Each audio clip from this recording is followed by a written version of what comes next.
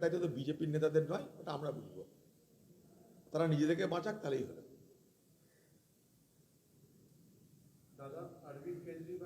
আগেও বলেছি, বিজেপি মানে কালী পুজোর তুবড়ির মতো, হঠাৎ করে জ্বললো, হঠাৎ করে আলো হলো, আবার নিভে যাবে।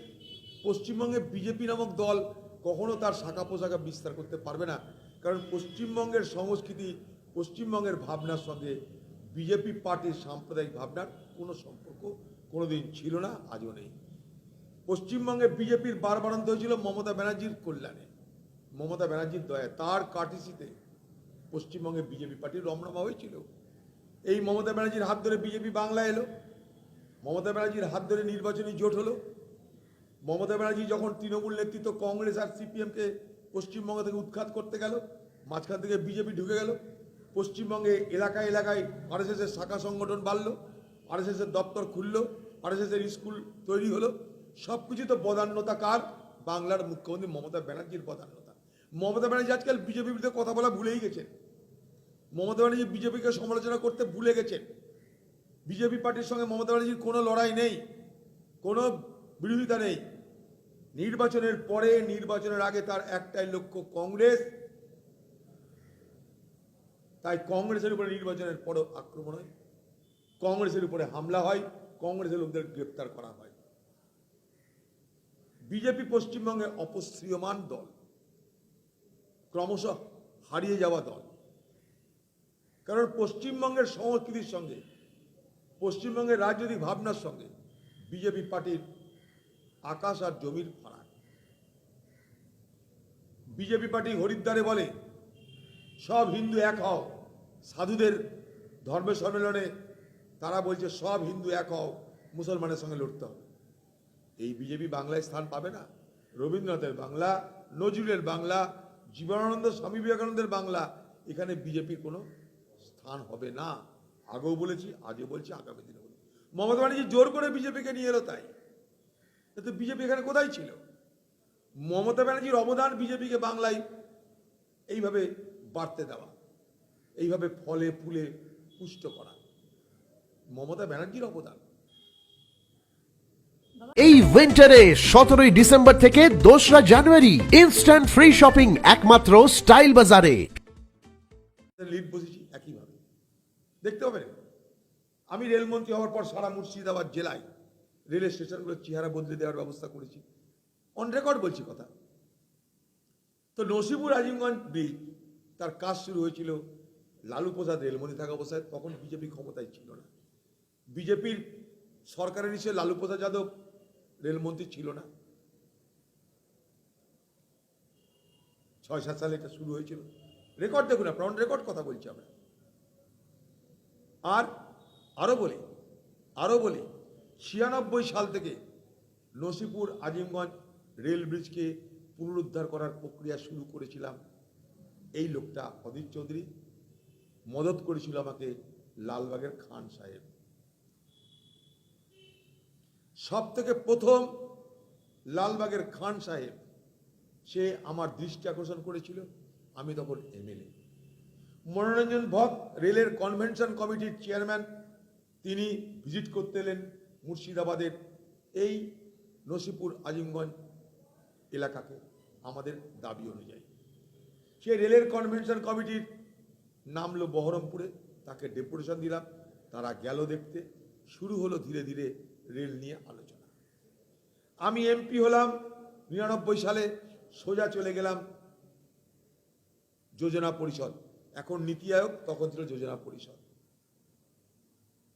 কেসি পন সাহেব যোজনা পরিষদের দায়িত্ব, তাকে গিয়ে হাত পা ধরলাম, আপনার এই কাজটা করে দিন। বললে এটা তো নেই আমাদের ম্যাপে, ম্যাপে উদ্ধার করুন। ব্রিটিশ আমলের ছিল, এখন নেই। যোজনা পরিষদের ট্রান্সপোর্ট ডিপার্টমেন্ট যেটা, সেখানে গিয়ে দিনের পর দিন বসে থেকে থেকে পুরনো ফাইল বার করে এই ব্রিজের পুনরুদ্ধার করার প্রচেষ্টা শুরু হলো। খুব সাহায্য করেছিলেন আমাকে রেলমন্ত্রী নীতিশ কুমার, তাকে আমি বোঝাতে পেরেছিলাম শিয়ালদা এবং হাওড়ার দুটো, এটা যদি দুটো রেলের যদি কানেক্টিভিটি হয়, একদিকে শিয়ালদা রেল, হাওড়া রেল, তাহলে 45 কিলোমিটার দূরত্ব কমবে আপনার হাজার হাজার টাকার ফুয়েল সেভ হবে, অর্থাৎ জ্বালানি খরচ কমবে, ফুয়েল সেভ হবে হাজার হাজার টাকা, লক্ষ লক্ষ টাকা। নীতিশ কুমার আমার কথাটা সঙ্গে সঙ্গে গ্রহণ করে কি করলেন, আমাকে বললেন যে নতুন কোনো প্রকল্প করতে গেলে যোজনা কমিশনের পারমিশন দরকার। আবার যোজনা কমিশনে গিয়ে বললাম আপনার রেল মন্ত্রকে বলুন এইরকম একটা প্রকল্প আছে, যদি শুধু থাক। केजरीवाल पहले दीदी का ही भाई थे वो केजरीवाल, बड़े दोनों नेताओं के बीच अच्छा संपर्क बनी रही थी। तो जब चुनाव की माहौल पैदा होते हैं तो अपना अपना रवैया हमें सुनने को मिलते हैं। दीदी की मकसद है कि बंगाल छोड़ के गोवा कब्जा करेंगे, और जहां गोवा कब्जा करने के सवाल आते हैं तो दीदी धड़ल्ले से गोवा जाकर तरह तरह की लुहाने के चलते एक के बाद एक योजना की ऐलान कर रही है। बंगाल में लोगों को 500 रुपया की मुआवजा देते हैं, गोवा जाके कहते हैं कि मैं 5000 रुपया दूंगी। तो इनको कौन रुकेगी? बीच में केजरीवाल वो भी और एक नौटंकीबाज है। तो दोनों नौटंकीबाज अभी गोवा में बीच में टक्कर देने में लग गए हैं। दोनों नौटंकीबाज चले गए गोवा, एक दिल्ली से उड़ के गई, एक दिल्ली से उड़ के गए और दूसरे कलकत्ता से उड़ के गई। ये दोनों नौटंकीबाजों के बीच जो अफरा तफरी हो रहे हैं, इसके लिए जवाबदेह उन्होंने ही है। गोवा के आम लोगों की इस तरीके की बयानबाजी में कोई दिलचस्पी नहीं है, क्योंकि गोवा के लोग जानते हैं कि ये दोनों बाहर के लोग गोवा आकर गोवा की आम जनता को गुमराह करने के लिए, बरगलाने के लिए हर संभव प्रयास करेगी। ये गोवा के आम लोगों को ये मालूम है। तो इसलिए अभी देखना पड़ेगा और पूछना पड़ेगा हमारे दीदी को कि भाई केजरीवाल आपका ही भाई थी, अभी क्या दुश्मन बनते जा रहे हैं क्या? बड़ी चुनाव और सत्ता बड़ी अद्भुत चीज होते हैं, कोई रिश्ता नहीं मानते यहाँ। दीदी और भाइयों के रिश्ता में अभी दरार पैदा होते जा रहे हैं। केजरीवाल जी अपना तेवर अपना रहे हैं, ममता जी अपना तेवर अपना रही है। वैसे दोनों का बीच टकराव गोवा के लोग देख रहे हैं और आराम से मुस्कुराते हैं। ये दो जैसे कि सैलानी जाते हैं, ये दिल्ली की सैलानी गए और ये कलकत्ता की सैलानी गए। ये दो सैलानी की जमावड़ा आप गोवा में लोग परख कर रहे हैं, दीदार कर रहे हैं। দেখুন পৌরসভা নির্বাচন এটা ছিল ডিউ বকেয়া। বহরমপুর পৌরসভা এবং পশ্চিমবঙ্গের বিভিন্ন পৌরসভা যেখানে যেখানে কংগ্রেস ক্ষমতায় ছিল, তৃণমূল মমতা ব্যানার্জির নির্দেশে প্রশাসনকে কাজে লাগিয়ে প্রলোভনকে হাতিয়ার করে সেই সমস্ত পৌরসভাগুলোকে ভেঙে চুরমার করে দিয়েছিল। সেই সমস্ত পৌরসভার দখল নিয়েছিল তৃণমূল পার্টি বেআইনিভাবে। তাই বছরের পর বছর নির্বাচন করায়নি। এখন নির্বাচন করাতে বাধ্য হচ্ছে, তাই আমরা নির্বাচনের কাহিনী শুনছি। নির্বাচন হওয়া উচিত, নির্বাচনে আমরা যোগদান করতে চাই, আজ থেকে নয়। যেদিন থেকে বকেয়া হয়েছে নির্বাচন সেদিন থেকেই বলেছি আমরা। তাই নির্বাচনে আমাদের যা কিছু সামর্থ্য আছে, শক্তি আছে, মানুষের সমর্থন, মানুষের দোয়া আশীর্বাদকে সামনে রেখে আমরা সেখানে অংশগ্রহণ করব। সমস্যা হচ্ছে, প্রশ্ন হচ্ছে এই নির্বাচন পশ্চিমবঙ্গে কিভাবে হবে। এর আগে পঞ্চায়েত নির্বাচন দেখেছি মুর্শিদাবাদে এবং অন্যান্য জেলায়। পঞ্চায়েত নির্বাচনের নামে প্রহসন হয়েছে, লুট হয়েছে, খুন হয়েছে। কংগ্রেসের লোকদের জেল খাটতে হয়েছে, সবও দেখেছি আমরা। ভোটের নামে প্রহসন তৃণমূল এই বাংলায় একবার নয় বারবার করে দেখাচ্ছে। কলকাতা কর্পোরেশন নির্বাচন সবাই জানি আমরা, তৃণমূল কলকাতা কর্পোরেশন পরিচালনার সুযোগ পাবে, কারণ কয়েকদিন আগে সেখানটায় ভোট হয়েছে, বিধানসভার ভোট, সব আসন তৃণমূল পেয়েছে। ফলে আমরা সবাই জানতাম যে জিতবে, কিন্তু মমতা ব্যানার্জি নিজের ভরসা ছিল না যে সুস্থভাবে স্বাভাবিকভাবে নির্বাচন করলে তৃণমূল জিতবে। আমাদের কিন্তু ভরসা ছিল যে তৃণমূল জিতবে, পাশাপাশি আমাদের এটাও ভরসা ছিল যে কংগ্রেস অন্তত 8 থেকে 10টা আসনে জেতার প্রবল সম্ভাবনা নিয়ে লড়বে।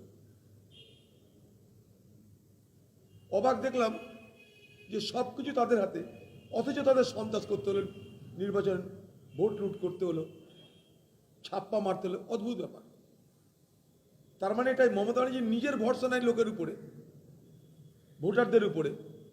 এখন তার সব থেকে বড় ভরসা পুলিশ, মস্তান, ছাপ্পা ভোটের উপর। ডিসিএম প্লাইউড, বাংলায় একটাই নাম, ডিসিএম প্লাইউড, জোড়া মন্দির, কাঁচরাপাড়া। যখন বিজেপি ক্ষমতাতেই ছিল না তখন থেকে রেলের কাজ শুরু হয়েছে। এর থেকে হাস্যস্কর কি থাকতে পারে? ব্যাপার হচ্ছে যে আজকালকার রাজনীতিতে, বাংলার রাজনীতিতে, দেশের রাজনীতিতে কৃতিত্ব নেওয়ার যুদ্ধ শুরু হয়ে গেছে, ওয়ার অফ ক্রেডিট। যদি দিল্লিতে যান, সব কিছুতে মোদি হয়তো মুমকিন হয়, সব নাকি মোদি করেছে। দেশ বানিয়েছে মোদি, 10 বানিয়েছে মোদি, সারা ভারতবর্ষকে পাল্টে দিয়েছে মোদি, শ্রেষ্ঠ ভারত বানিয়েছে মোদি, সব মোদি। কলকাতা এয়ারপোর্টে নামার পর বাংলা করেছে দিদি, বাংলার উন্নয়ন দিদি, বাংলা শ্রেষ্ঠত্ব দিদি, দিদি। মোদি বলে দিল্লিতে, দিদি বলে কলকাতায়। সব কৃতিত্ব তাদের, দিদি বলে সব কৃতিত্ব আমাদের। আমি তথ্য দেখুন আপনার, তাহলে বুঝতে পারবেন।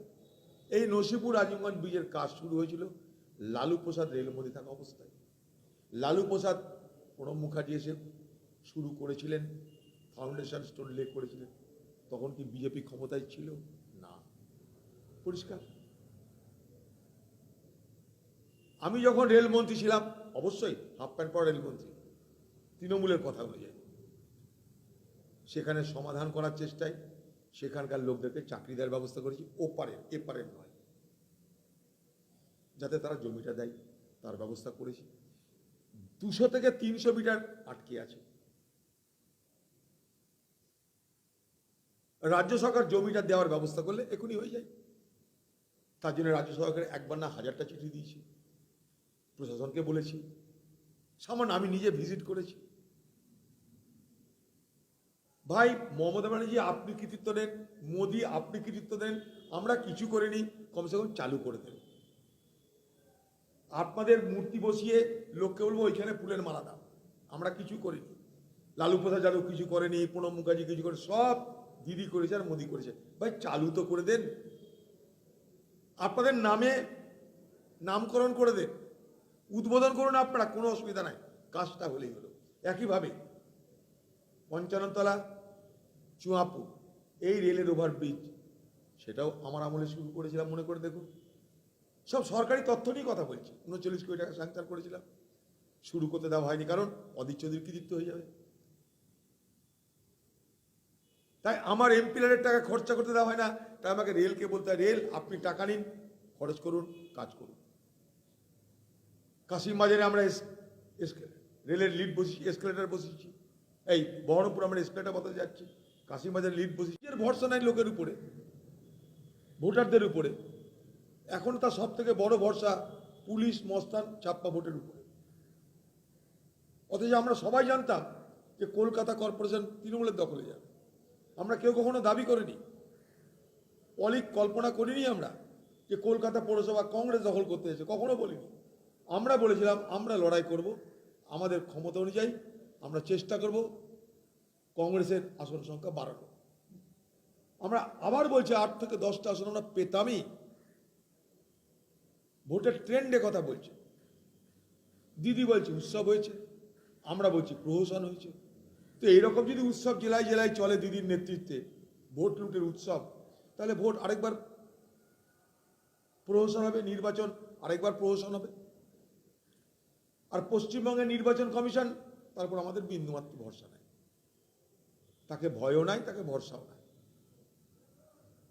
পশ্চিমবঙ্গের রাজ্য নির্বাচন কমিশন তৃণমূলের শাখা সংগঠন এক, তৃণমূলের শাখা সংগঠন যেমন পশ্চিমবঙ্গ রাজ্য নির্বাচন কমিশনও তেমন। পশ্চিমবঙ্গের মুখ্যমন্ত্রী নিজে কথা দিলেন নির্বাচনে সন্ত্রাস হবে না। তৃণমূলের নেতারা কোথায় ক্ষমা চাইছে, ভুল স্বীকার করছে, তারপরও সন্ত্রাস। বাংলার মুখ্যমন্ত্রী তিনি তিনবারের মুখ্যমন্ত্রী, তার কথার উপর তো ভরসা রাখবো আমরা সাধারণ মানুষ, আমরা যারা রাজনীতি করি। যখন মুখ্যমন্ত্রী কথা বলছে, মুখ্যমন্ত্রী জাতীয় স্তরে আলোচনার একজন ব্যক্তিত্ব, তিনি যখন কোনো আলোচনা করছেন, কথা দিচ্ছেন, প্রতিশ্রুতি দিচ্ছেন, তখন তো আমরা ধরে নেবই যে নির্বাচন শান্তিপূর্ণ হবে, কারণ প্রতিশ্রুতি দিচ্ছে বাংলার মুখ্যমন্ত্রী। তারপরেও যদি বাংলার মুখ্যমন্ত্রী বাংলার মানুষের সঙ্গে এই ধরনের প্রতারণা করেন, তাহলে স্বাভাবিকভাবে শঙ্কা জাগে যে বাংলার মানুষের নির্বাচন দেওয়ার অধিকার এ পশ্চিমবঙ্গের তৃণমূলের হারমাদরা আবার কেড়ে নেবে কি নেবে না। আমরা নির্বাচন করব, নির্বাচনে লড়ব, প্রতিরোধ করব, সব কিছু করব। পাশাপাশি এটাও চাইব সাধারণ মানুষ নিশ্চিন্তে, নির্বিঘ্নে, নির্ভয়ে ভোটে অংশগ্রহণ করুক। বলছি তো যে ভোট যদি হয় কংগ্রেস জিতবে, আর যদি পুলিশ মস্তান হারমাদ লুট করতে লুট করবে, কি করবো আমরা? আমরা তো হারমাদদের সঙ্গে পুলিশ তৃণমূলের গুন্ডাদের যৌথ শক্তির সঙ্গে গোলাগুলি বিনিময় করতে পারবো না, কিন্তু গণতান্ত্রিক যত শক্তি আছে সব শক্তি প্রয়োগ আমরা করব। মমতা ব্যানার্জিকে তার জন্য বলেছি শান্তিপূর্ণ নির্বাচন হোক, আমরা হারতে রাজি আছি, জিততে রাজি আছি, নির্বাচন শান্তিপূর্ণ হোক, মানুষের ভোট দেওয়ার অধিকারকে সুনিশ্চিত করা হোক। আমরা তার জন্য কোর্টেও যাব, আমি নিজের সিদ্ধান্ত নিয়েছি, হাইকোর্টে যাব, কোর্টকে বলবো আমাদের ভোট দেওয়ার অধিকারকে নিশ্চিত করা হোক।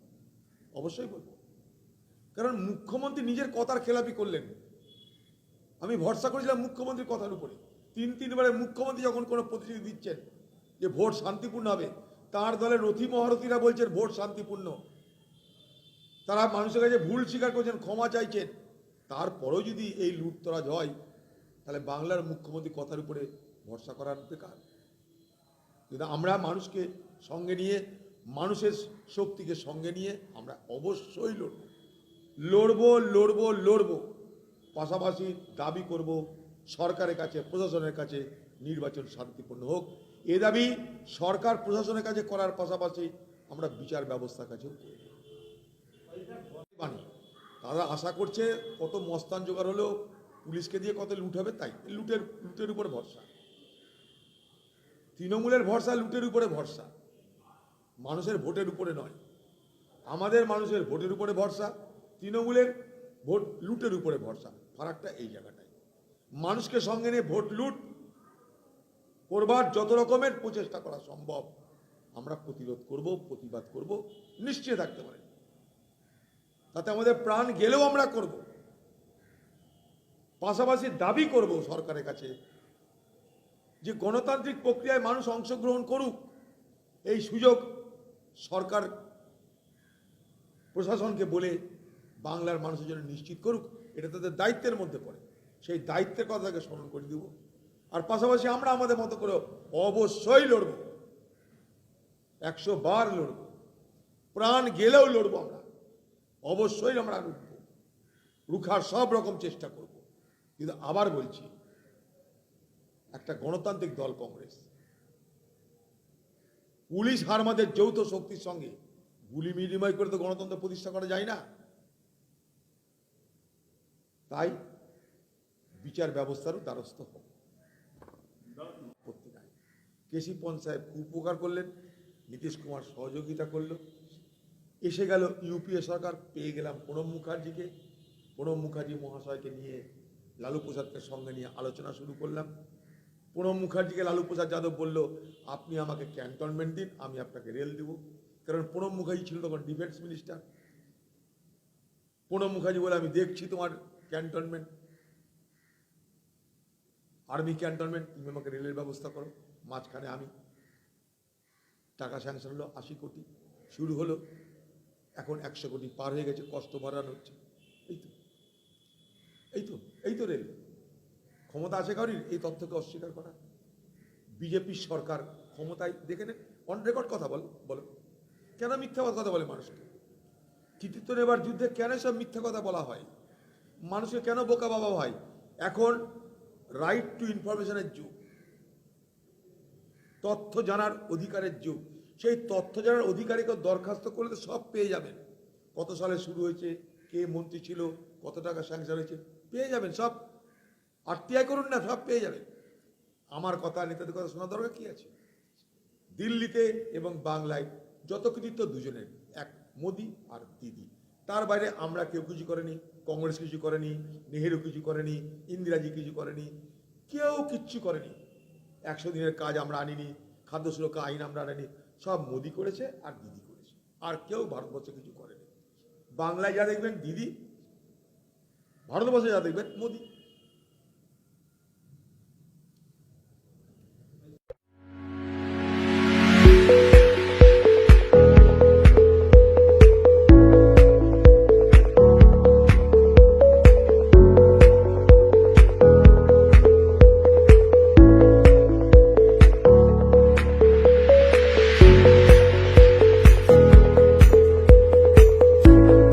হোম অ্যাপ্লায়েন্সের যত জিনিস আছে সবই পাচ্ছেন খুবই কমের মধ্যে।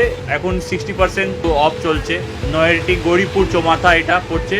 আর চৌমাথা থেকে কাছেই আছে একটা নিয়ারেস্ট মুথুট ফাইন্যান্সের উল্টো সাইডে আমার কেসি লাইট হাউস আছে।